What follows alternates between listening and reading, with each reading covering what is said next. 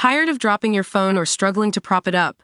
Meet the Pop Sockets phone grip with expanding kickstand in black, your new must-have accessory. Don't miss out. Grab yours today. Click the link in the video description to shop now on Amazon. Welcome to ElectroDrive News. I'm your host today. The UK government is set to shake up its tax policies for electric vehicles, and it's a move that could give EV drivers a much-needed break.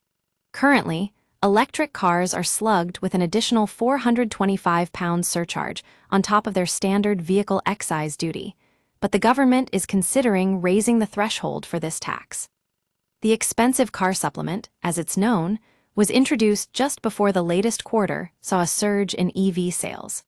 In fact, March 2025 saw a whopping 41.7% year-on-year increase, and electric vehicles were grabbing market share at an unprecedented rate of 25.3%.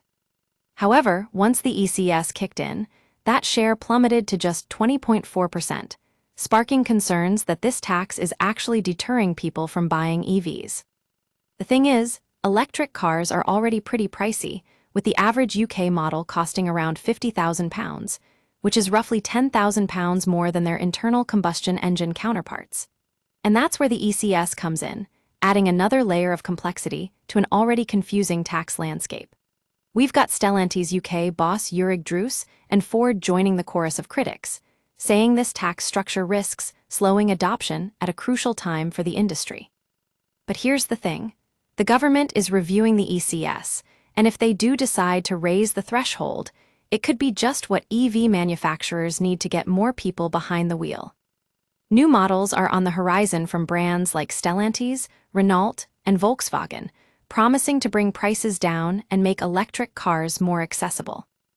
And let's not forget that the government has recently made some tweaks to its zero-emission vehicle mandate framework, such as allowing hybrids to stick around post-2030 and introducing a streamlined emissions credit scheme. While these changes are welcome, critics say they're not enough to create a cohesive policy environment for electrification. So what does this mean for EV owners in the UK? Well, we can expect some clarity on this tax front in the coming weeks and months.